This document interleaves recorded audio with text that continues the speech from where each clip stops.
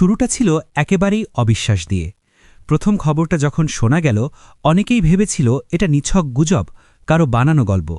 কিন্তু গত 2 সপ্তাহে সমুদ্রের বুকে যা ঘটেছে তা কোনো কল্পকাহিনী নয়, বরং এক ভয়াবহ বাস্তবতা। এমন বাস্তবতা যা বিশ্বের শক্তিশালী গোয়েন্দা সংস্থাগুলোকেও বিভ্রান্ত করে দিয়েছে। প্রশ্ন একটাই, কিভাবে এত দ্রুত সবকিছু বদলে গেল? খোলা সমুদ্রে এখন অদ্ভুত এক অস্থিরতা। জাহাজ থামিয়ে তল্লাশি চলছে, অন্য দেশের সম্পদ জোর করে নিয়ে নেওয়া হচ্ছে।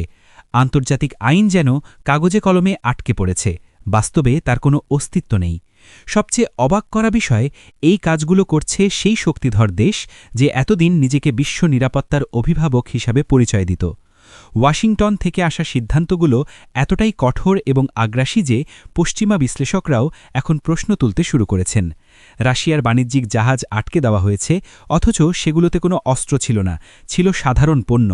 ঘটনাটা যেন আধুনিক যুগে জলদস্যুতার পুনর্জন্ম। কিন্তু সবচেয়ে বড় ধাক্কা আসে ভেনেজুয়েলার ঘটনায়।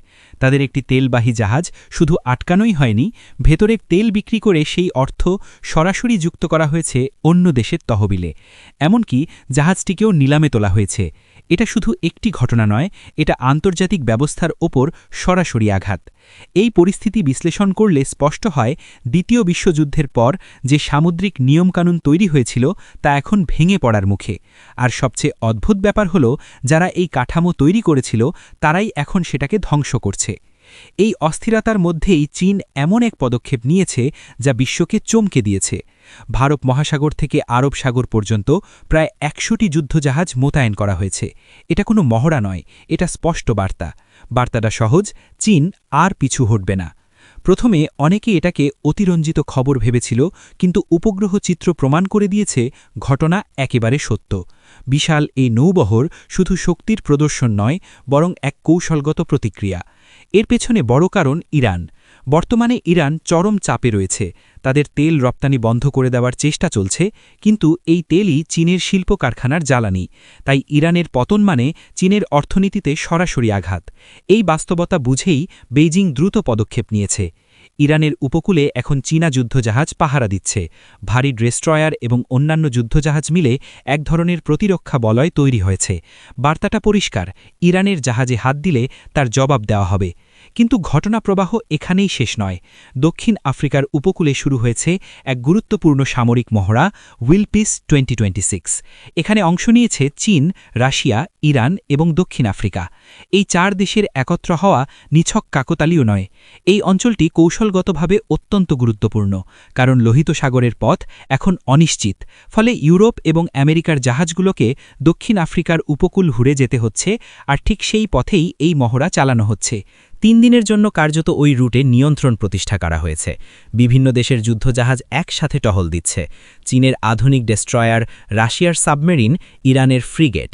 এটা শুধু মহড়া নয়, বরং এক শক্তিশালী বার্তা। বিশ্বের এই অংশে একক আধিপত্যের যুগ শেষ। বিশ্লেষকরা বলছেন, এই দেশগুলো এখন এমনভাবে জড়িয়ে গেছে যে একজন দুর্বল হলে বাকিরাও বিপদে পড়বে। এই পারস্পরিক নির্ভরশীলতা তাদের আরও ঘনিষ্ঠ করেছে। অন্যদিকে ন্যাটোর ভেতরেও ফাটল দেখা যাচ্ছে। তুরস্ক এমন এক সিদ্ধান্ত নিয়েছে যা ইতিহাসে নজিরবিহীন। তারা নতুন একটি সামরিক জোটে যোগ দেওয়ার আবেদন করেছে, যেখানে পাকিস্তান এবং সৌদি আরব রয়েছে। এর পেছনে রয়েছে দীর্ঘদিনের অসন্তোষ, গ্রিসের সঙ্গে বিরোধ এবং ন্যাটোর ভেতরে নিজেদের একঘরে মনে করা। এই 2 কারণে তুরস্ক নতুন পথ খুঁজছে। যদি তারা সত্যিই ন্যাটো ছেড়ে দেয়, তাহলে জোটটি বড় ধাক্কা খাবে। একই সময়ে ইউরোপের নীরবতাও চোখে পড়ার মতো। সাম্প্রতিক ঘটনাগুলো নিয়ে তারা প্রকাশ্যে কোনো প্রতিবাদ করছে না। এই নীরবতা ইঙ্গিত দিচ্ছে তারা পরিস্থিতির ঝুঁকি বুঝতে পেরেছে। চীনের সামরিক প্রযুক্তিও এখন বড় আলোচনার বিষয়। তাদের হাইপারসনিক মিসাইল এবং দীর্ঘ পাল্লার অস্ত্র এমন ক্ষমতা অর্জন করেছে যা সমুদ্রের শক্তির ভারসাম্য বদলে দিতে পারে। এতদিন যেসব যুদ্ধজাহাজকে অজেয় মনে করা হতো, এখন সেগুলোও ঝুঁকির মধ্যে।